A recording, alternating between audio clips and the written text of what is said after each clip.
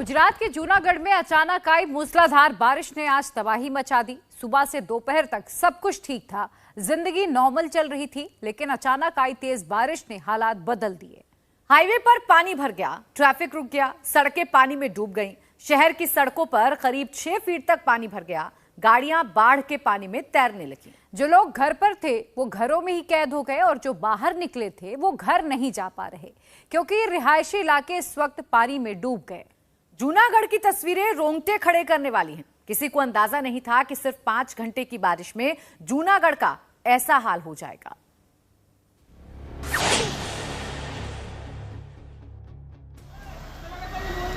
गुजरात में बारिश ने कहर बरपा दिया है। मूसलाधार बारिश लोगों के लिए मुसीबत बनी हुई है। पिछले कई दिनों से बारिश का खौफ झेल रहे जूनागढ़ की ताजा तस्वीर देखिए। घरों में 10 फीट से ज्यादा पानी भर गया है। सड़कों की हालत छोड़िए, कई मकान पानी में डूब गए।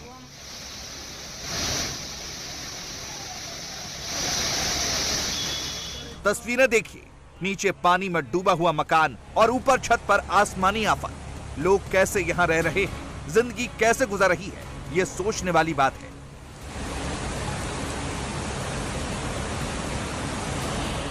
लेकिन लोग जाएं तो जाए कहां, कैसे जिए, क्या करें, किसी को कुछ समझ नहीं आ रहा। जूनागढ़ में 5 घंटे में रिकॉर्ड तोड़ 9 इंच बारिश हुई है। ऊंची ऊंची इमारतों का ग्राउंड फ्लोर पानी में डूब गया है। लोगों का बिल्डिंग से निकलना मुश्किल हो रहा है। वीकेंड है, लेकिन बारिश ने लोगों का प्लान चौपट कर दिया। ये देखिए, अपार्टमेंट के बेसमेंट तक पानी घुस आया है।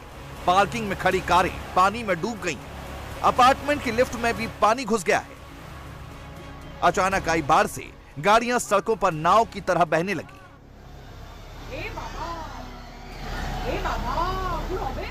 गुजरात के जूनागढ़ की तस्वीरें डराने वाली हैं।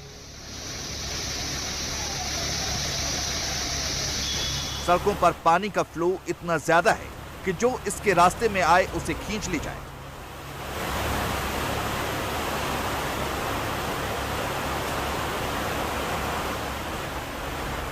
पानी ने बेजुबानों को भी नहीं बख्शा।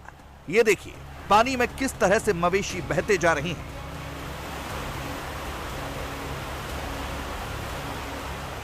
आपको बता दें कि जूनागढ़ की ऐसी हालत कुछ तो बारिश और कुछ गिरनार की पहाड़ियों से अचानक आए पानी की वजह से हुई है।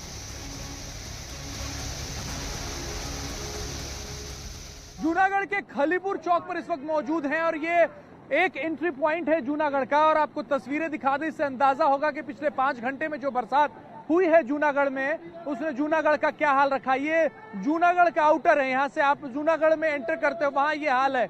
शहर में स्थिति और खराब है। मोती बाग की बात करें या फिर दूसरे इलाकों की, वहां पे पानी ही पानी। और आप इस वक्त हाईवे का हाल देख लीजिए। ये हाईवे जो है वो सोमनाथ की तरफ जाता है, यानी आप राजकोट से निकलेंगे तो सोमनाथ की तरफ इस हाईवे पे आप जाएंगे। उस पे गाड़ियों की कतार लगी है, क्योंकि जगह जगह पर ऐसे ही पानी जमा है।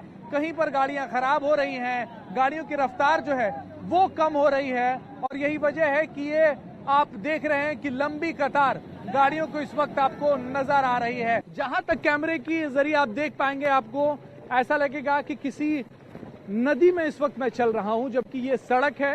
रोजाना इस पर गाड़ियां जो है वो दौड़ती हैं, लेकिन फिलहाल देखिए किस तरीके से गाड़ियों का क्या हाल है। गाड़ियां आधा से ज्यादा डूब रही हैं। बरसात हल्की रुकी है, यही वजह है कि लोग अब निकलने शुरू हुए हैं घर से। लेकिन पिछले 5 घंटों से जूनागढ़ की हालत जो है वो खराब है। 9 से 10 इंच बरसात जो है वो पिछले 5 घंटों में रिकॉर्ड की गई है। मैं अगर आपको आगे लेके चलूं तो आपको दिखाऊं कि आगे सोसाइटीज हैं। सोसाइटी में लोग जो हैं अंदर इस वक्त बंद हैं। फिलहाल इस हाउसिंग सोसाइटी से कोई अपनी गाड़ी लेके नहीं निकल सकता, क्योंकि बरसात इतनी हुई है, पानी इतना जमा है कि फिलहाल यहाँ बाहर निकलना मुश्किल है। और पानी का बहाव बहुत तेज है। शहर की तरफ से पानी आ रहा है जो जूनागढ़ में जो बरसात हुई है। और बता दें, गिरनार पर्वत जो जूनागढ़ के चारों तरफ है, उस पर जो बरसात हुई है वहां से जो पानी आया है वो शहर में घुसा है। और यही वजह है कि आप पानी का फ्लो देख लीजिए, इतना तेज है कि कुछ भी बहा के इसमें ले जा सकता है। कई ऐसी हाउसिंग सोसाइटीज हैं जिनके गेट पर पानी जो है वो घुसा हुआ है, यानी कि जो हाउसिंग सोसाइटी में रहने वाले लोग हैं वो अगले कुछ घंटे तक वो अपने घरों से निकल नहीं पाएंगे। सब रिहायशी इमारत है और सब पॉश इलाका है ये, और वहाँ पे इस वक्त सारे सोसाइटीज के गेट पे हम देख रहे हैं कि पानी जो है वो भरा हुआ। नवसारी की ये तस्वीरें देखकर आप तय नहीं कर पाएंगे कि पानी घरों में घुसा है या घर पानी में समा गए। तूफानी बारिश के बाद जिधर नजर दौड़ाई उधर सिर्फ पानी ही पानी दिख रहा है। जिंदगी पर पानी इस वक्त भारी है। सड़क पर पानी, बाजार में पानी, ऑफिस के अंदर पानी, शॉप्स में पानी, हर जगह बाढ़ के पानी ने तबाही मचा दी है। दुकानों में पानी घुसने से लाखों का सामान बर्बाद हो गया। बर्तनों में रखी चीजें बाढ़ के पानी में बहने लगी। नवसारी की सड़कों पर इस वक्त ना तो कारें चल पा रही हैं, ना बाइक और ना ही साइकिल से आवाजाही आसान रह गई है। नवसारी की सड़कें पानी में डूबी हुई हैं। सड़क पर 2 फीट से ज्यादा पानी भर गया है। आप सोचिए कि ऐसी हालत में जिंदगी कितनी मुश्किल हो गई है। नवसारी की इस तस्वीर को देखिए। रसोई गैस के गोदाम में बाढ़ का पानी भरने से सिलेंडर बहने लगे। वेयर हाउस की बाउंड्री के अंदर एलपीजी सिलेंडर नाव की तरह बहने लगे। पानी का फ्लो बढ़ने से तैरते हुए सिलेंडर बीच सड़क पर आ गए। बारिश की दहशत से लोग घरों में रसोई गैस सिलेंडर को रस्सियों से बांध कर रखे हैं ताकि बारिश के पानी में कहीं सिलेंडर न बह जाए और दूसरी आफत का सामना न करना पड़े।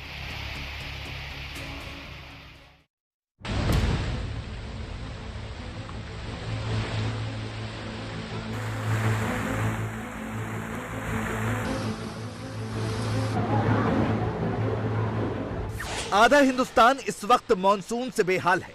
बारिश और बाढ़ की तस्वीरें हैरान परेशान करने वाली हैं।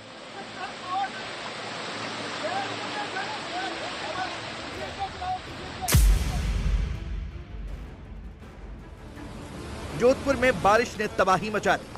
प्रचंड बारिश की तस्वीरें काफी भयानक है। भारी बारिश से सड़कें दरिया में तब्दील हो गईं।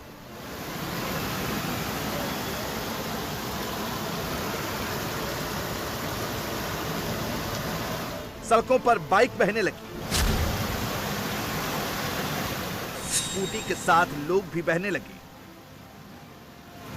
बाढ़ के पानी में फंसे लोग जान बचाने के लिए कोशिश करते रहे, लेकिन पानी का फ्लो इतना तेज था कि पलक झपकाने का मौका दिए बिना ही लोग बहती धारा में समाते चले गए।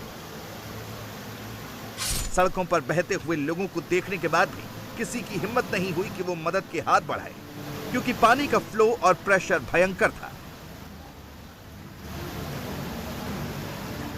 सिर्फ 4 घंटे की मूसलाधार बारिश ने जोधपुर के ड्रेनेज सिस्टम की पोल खोलकर रख दी। जोधपुर का ऐसा हाल हुआ क्यों? पिछले 48 घंटे से आधे हिंदुस्तान में बारिश हो रही है।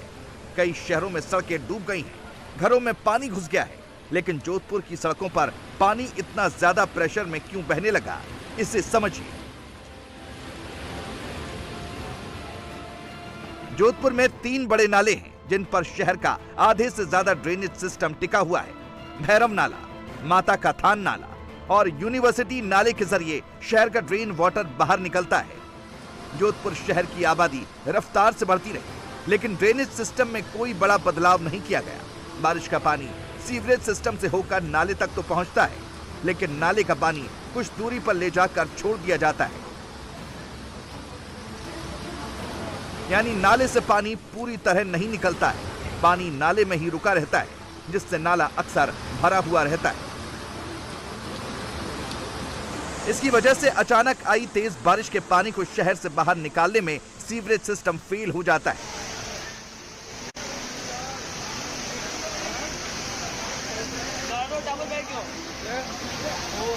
पहले भैरव नाले की हालत को समझते हैं।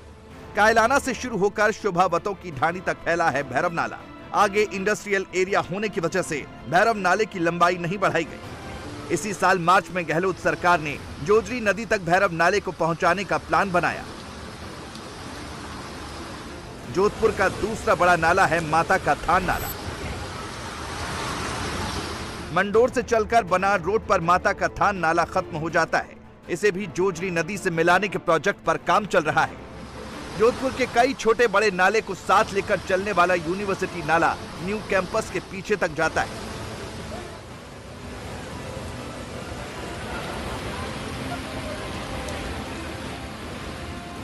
इसे 10 किलोमीटर से अधिक स्ट्रेच देना है, लेकिन ये काम अभी तक पेंडिंग है।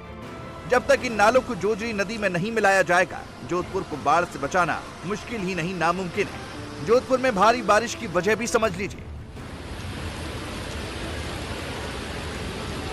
2 दिन पहले बंगाल की खाड़ी में बना कम दबाव का क्षेत्र ओडिशा से राजस्थान की ओर बढ़ गया।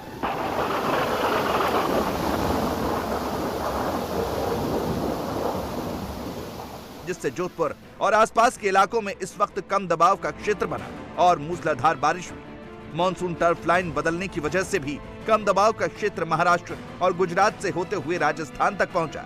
भारी बारिश की एक वजह यह भी रही। जोधपुर की इस हालत का जिम्मेदार अरब सागर में मॉइस्चर का बनना भी है। मॉनसून टर्फ लाइन अपने साथ अरब सागर की नमी भी राजस्थान लेकर पहुंचा।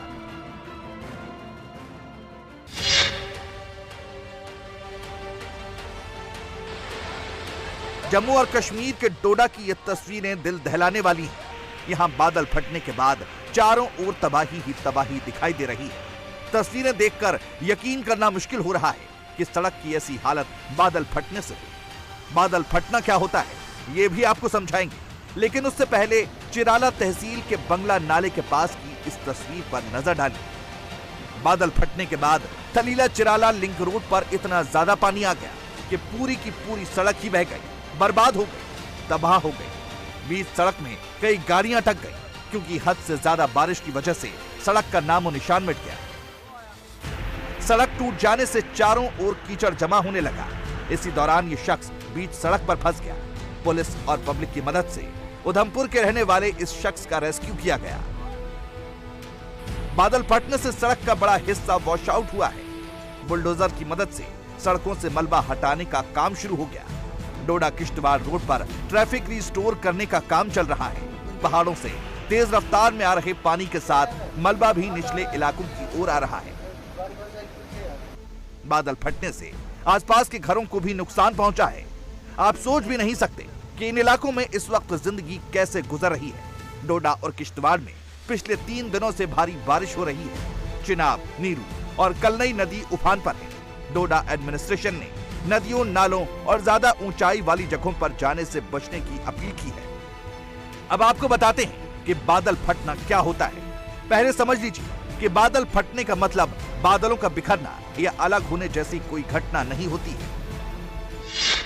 अगर 1 घंटे में 10 सेंटीमीटर से अधिक बारिश हो जाए तो उसे ही बादल फटना कहते हैं। बादलों में मॉइस्चर समाया रहता है। अगर मॉइस्चर ज्यादा बढ़ जाए और हवा की वजह से पानी की बूंदें आपस में टकराने लगे तो अचानक बादल बरसने लगते हैं और बेहद कम वक्त में ही काफी तेज बारिश हो जाती है। ऐसा ही डोडा में हुआ। हिमाचल प्रदेश में एक बार फिर बारिश ने यू टर्न लिया है। हिमाचल प्रदेश में बादल फटने और लैंडस्लाइड का सिलसिला रुकने का नाम नहीं ले रहा है। शिमला में बादल फटने से कई गाड़ियां बाढ़ के पानी में बह गईं।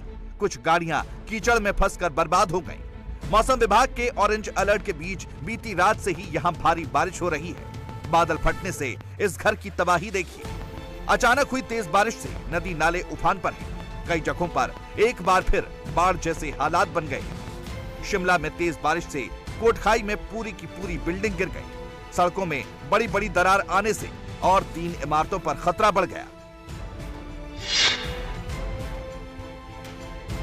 बादल फटने की घटना उत्तराखंड के उत्तरकाशी में भी हुई है। पुरौला में बादल फटने से बोर्डिंग स्कूल और टूरिस्ट कॉटेज को भारी नुकसान पहुंचा है। गंगनानी में बोर्डिंग स्कूल के सभी बच्चे सुरक्षित हैं, लेकिन लैंडस्लाइड से कई सड़कें तबाह हो गई। सड़कों पर मलबा आने से आवाजाही रोकनी पड़ी। एसडीआरएफ की टीम मौके पर राहत और बचाव के काम में जुटी हुई है। इंडिया टीवी हर वक्त हर जगह डाउनलोड करने के लिए सर्च करें India TV news Google play store या ऐप स्टोर पर।